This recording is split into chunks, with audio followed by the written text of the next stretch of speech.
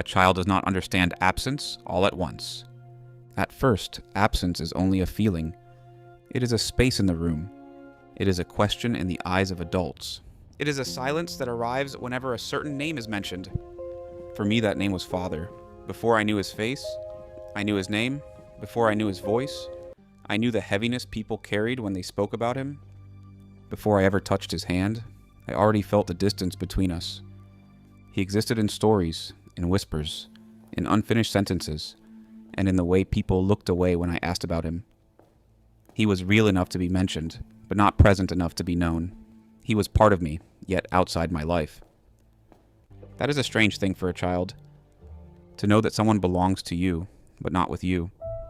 To know that his blood runs inside your body, but his footsteps never cross your door. To know that other people can describe him, but you cannot remember him. My father became a name without a face. When I was very young, I did not know what that meant. I only knew that certain questions changed the air around me. I could ask for food, water, clothes, or permission to go outside, and people would answer normally. But whenever I asked about my father, the room became careful. Adults became careful. Their voices became softer.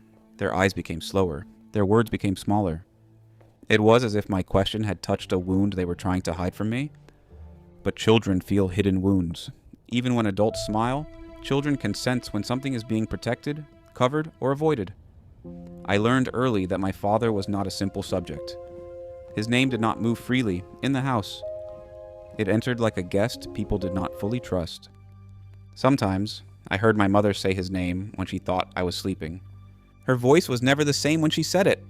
There was no anger at first, not the loud kind, not the kind that breaks plates or shakes walls. Her pain was quieter than that. It was the kind of pain that lowers a voice, pauses in the middle of a sentence, and disappears into the night. I would lie there, eyes closed, pretending to sleep. I did not understand everything, but I understood enough to know that my father had left something behind. Not money, not land, not protection. He had left a wound, and somehow that wound had become part of me. As I grew, I started to notice that other children did not ask the same questions I asked. Their fathers were not mysteries. Their fathers had faces. Their fathers had voices. Their fathers came home in the evening with tired steps and familiar smells. Their fathers called them by name. I watched them. I watched fathers lift their children onto their shoulders.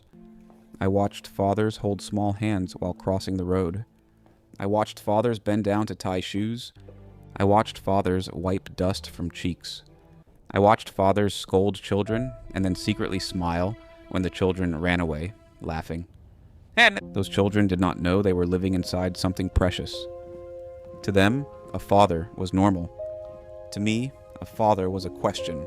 Sometimes I would stand outside and see a man walking with his son. The boy would complain, pull away, or act annoyed, as children often do. And I would wonder how someone could be tired of what I was hungry for. I was hungry for a father. Not for the word, not for the idea, for the presence, for the hand on my shoulder, for the voice calling me home, for the strength standing behind me, for the simple pride of belonging to someone who did not hide from me. But all I had was his name. A name people gave me when I asked who I came from. A name attached to my identity, but missing from my life. A name I repeated silently sometimes, hoping it would create an image. I tried to imagine him. At first, my imagination was kind. I imagined he was tall and strong. I imagined he had eyes like mine. I imagined he laughed loudly. I imagined that if he saw me, he would recognize me immediately and feel something powerful in his chest. I imagined he would lift me up and say that he had been searching for me. I imagined that maybe he had been prevented from coming. Maybe life had trapped him. Maybe he was far away because he had no choice. Maybe he loved me from a distance. Maybe he whispered my name when nobody was around. A child's heart can defend the person who hurt him, especially when that person's a parent. Because to accept that a father chose absence is too heavy. So the child creates reasons. He creates explanations that make the pain softer. I did that. I protected him in my mind before I ever knew him. I made him a hero who had been delayed. I made him a victim of circumstances. I made him a man who wanted to come, but could not. But every day he did not come, my imagination became harder to keep alive. Hope needs evidence, and I had none. No letter, no visit, no gift, no message, no promise kept, no memory to hold. Only a name. And a name is not enough to raise a child. A name does not wake up early to work for you. A name does not walk beside you when you are afraid. A name does not correct you when you are wrong. A name does not defend you when people mistreat you. A name does not sit near your bed when you are sick. A name does not teach you how to become a man. Still, I carried that name like a secret object in my pocket. Sometimes I asked my mother what he looked like. She would pause. That pause taught me more than her answer. She would tell me something small. Maybe that he had a certain smile. Maybe that I looked like him in a certain way. Maybe that my forehead, my eyes, or my way of walking reminded her of him. I never knew whether those words were meant to comfort me or comfort herself. But I held on to them. If she said I had his eyes, then I would stare into water or a mirror, searching for him in myself. I would wonder which part of me came from him. I would touch my face as if my fingers could discover his. That is another strange pain of fatherlessness. You search your own body for evidence of someone who is absent. You wonder if your anger is his. You wonder if your stubbornness is his. You wonder if your dreams are your own or inherited from a man who left before he could teach you what to do with them. Sometimes I hated resembling him. Other times I hoped I did, because resemblance felt like proof that he was real. And if he was real, maybe he could still come. There were days when I imagined hearing someone say, "Your father is coming." Those words became a dream I never confessed. I pictured the whole scene many times. I pictured people preparing. I pictured my mother becoming quiet. I pictured my brother watching with suspicion. I pictured myself pretending not to care while my heart beat like a drum. I imagined him entering. I imagined seeing his face for the first time. Would I know him? Would something inside me recognize him before anyone introduced us? Would blood speak? Would my heart say, "This is him"? I did not know, because I had no face to attach to the name, and a name without a face can become anything. It can become hope. It can become fear. It can become anger. It can become a ghost. For me, it became all of them. At school, the absence became sharper. Children can ask simple questions that cut deeply because they do not know how much they hurt. One child asked me once why my father never came. The question was not asked with cruelty. It was asked with the innocence of someone who had never imagined life without a father. To him, a father was like the sky, always there. Sometimes far above, sometimes hidden by clouds, but always there. I did not know how to answer. I wanted to say he was traveling. I wanted to say he was busy. I wanted to say he would come soon, but lies taste bitter when they are used too often. So I said nothing. My silence became my answer. The child moved on, but I stayed there inside the question. Why did my father never come? That question followed me home. It sat with me while I ate. It lay beside me when I tried to sleep. It woke me up before morning. From that day, I became more aware of the difference between me and others. I noticed when fathers came to school meetings. I noticed when fathers paid fees. I noticed when fathers stood near gates waiting for their children. I noticed when teachers spoke to boys differently when their fathers were known. I noticed everything. Pain makes children observant. I learned to read faces. I learned to hear pity before it was spoken. I learned to recognize when adults were comparing me to my situation. I learned to smile before someone could ask what was wrong. And slowly, I learned to hide my fatherlessness. Not because I had done anything wrong, but because the world sometimes treats another person's absence like your shame. I did not want to be pitied. I did not want to be known as the child without a father. I wanted to be known for something else. For my courage, for my intelligence, for my dreams, for my ability to survive. But people often see the missing part before they see the living person. They saw the absence first. And because they saw it, I felt exposed. At home, my brother reacted differently. He did not build dreams around our father the way I did. He did not imagine a heroic return. He did not search for resemblance with tenderness. He carried anger earlier than I did. To him, our father's name was not a mystery. It was an offense. Whenever the name came up, his face would tighten. His eyes would become hard. Even as a child, he seemed to understand betrayal in a way I was still trying to avoid. I think he wanted to protect himself from hope, Hope can be dangerous when someone keeps disappointing you. My brother chose anger because anger gave him control. I chose imagination because imagination gave me comfort. But both of us were wounded by the same absence. Two children in the same house can suffer the same wound differently. One becomes fire, one becomes silence, one becomes hard.